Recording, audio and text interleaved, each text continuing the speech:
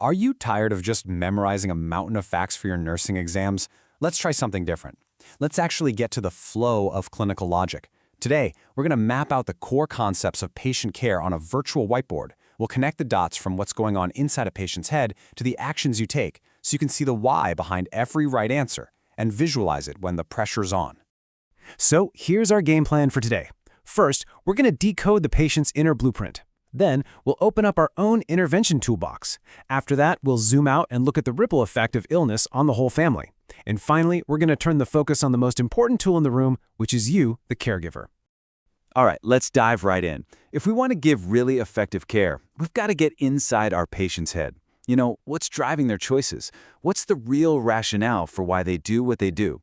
Well, it all starts with their internal blueprint. Okay, let's put this into practice with a super common scenario. You've got a guy whose father died of colon cancer, and he's refusing a colonoscopy. Now, he clearly knows the risk, right? So what is really going on here? This is where a couple of powerful frameworks can help us figure out his decision.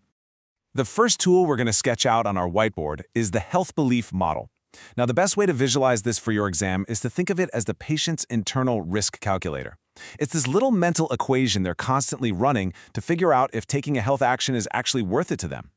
And this slide really shows you that risk calculator in action. It's like a tug of war.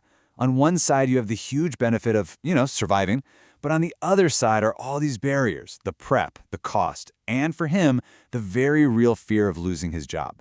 Right now, for this patient, that fear is pulling a whole lot harder. Now, let's add another layer to our whiteboard with a tool you've definitely seen before, Maslow's hierarchy. For us, let's think of it as our clinical safety filter.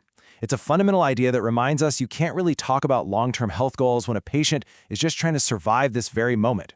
And here's that filter in action. See the bottom of the pyramid? Physiological needs, oxygen, food, water. The rationale is simple. The body literally cannot function without them. This is exactly why the ABCs, airway, breathing, and circulation, almost always come first. You just can't teach a patient about their new diet if they can't even breathe. All right, time for a quick NCLEX checkoff. A patient with new high blood pressure says, "I feel fine, so I don't need meds." This is a classic example of that internal variable, their perception of functioning, being off. So how do you address that? The correct action is B. In the rationale, you are directly targeting the faulty belief in her head that no symptoms means no problem, which is the very thing putting her at risk. Okay, so we've taken a look inside the patient's head. Now let's shift gears and open up our own clinical toolbox. Because it's not enough to just have the right tools, right? We have to understand the rationale for picking the right one at exactly the right time. First up, the levels of prevention. For exam day, you can boil this whole big concept down to a super simple 3-part mantra that's going to save you precious seconds. Just remember this: prevent it, find it, fix it. So here's what that mantra actually looks like. Primary prevention is prevent it. These are things we do before a disease ever gets a chance to start, like giving a vaccine. Secondary prevention is find it. This is all about catching a disease early through screening, like a mammogram. And tertiary prevention is fix it, or maybe more accurately, manage it. The person already has the condition. Our goal is to prevent complications, like with stroke rehab. Okay, let's test that out. You're at a health fair. Which one of these is secondary prevention? Just remember the mantra, find it. The answer here is C. And the rationale? A blood sugar screening is trying to find a new, undiagnosed case of a disease. Station A is primary, preventing it, and B is tertiary, managing a disease that's already there. So, how do we actually help someone change their behavior? I mean, it's not as simple as telling them, you should stop smoking. We have to meet them where they are in their own journey. Are they in that no way, not happening stage of pre-contemplation? Or are they in the preparation stage, actually getting ready to make a move? Our job is to figure that out and give them the right support for that stage. Now listen, this next point is absolutely crucial. This will change how you view your patients. Relapse is not a failure. It's a learning process. When a patient relapses, they don't go all the way back to square one. They usually go back to the contemplation stage, that maybe stage. It means they're still thinking, they're still learning, and our job is to support them through that without an ounce of judgment.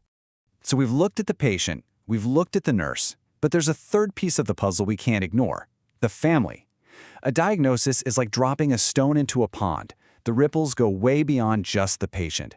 They affect the entire family system. And one of the biggest ripples you are going to see, both in real life and on your exams, is role reversal.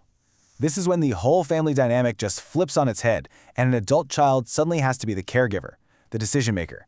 They basically become the parent to their own parent. Recognizing this huge source of stress is a key part of your psychosocial assessment. So how do patients cope with a big physical change, like an amputation or a mastectomy? Well, after the first wave of shock, they often withdraw. And here's the key clinical insight. That withdrawal is a necessary, adaptive part of grieving. Our job isn't to be a cheerleader and force them to be positive, it's to create a safe space where they can actually process and heal. And that brings us to our final, and honestly probably the most important section on our whiteboard today. We've talked about caring for the patient and their family. But now we've got to turn that focus inward, because you cannot pour from an empty cup. And protecting yourself is not selfish, it is a patient safety imperative. Okay, so the path to burnout, it's like an equation. Let's draw it out. The first variable in our equation is secondary traumatic stress. This isn't trauma that happens to you. It's the emotional weight you absorb just by witnessing the suffering of your patients, day in and day out. To that, we add The second variable, burnout. Now, it's really important to see the distinction here. STS is about the emotional toll of witnessing trauma. Burnout is situational.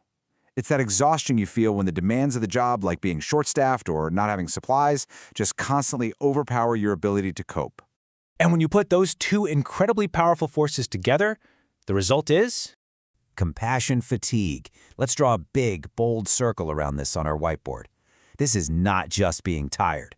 It's a state of profound exhaustion and emotional dysfunction that leads directly to poor judgment and medical errors. I'm going to say it again. It is a patient safety emergency. Okay, let's put it all together in one last, high-stakes question. An overworked ICU nurse says something that is a massive red flag for compassion fatigue. As the charge nurse, what is your priority? The answer is C, and the rationale is twofold. First, you have to act immediately to protect the patient. That's non-negotiable. And second, you must support your colleague, not punish them. This is a cry for help, not a character flaw. And that right there brings us to the core principle of this whole explainer. The clinical priority is always safety for the patient and support for the nurse. It's not one or the other, it's a balance. If you can master that, you won't just ace your exams, you'll build a career that is both deeply compassionate and truly sustainable.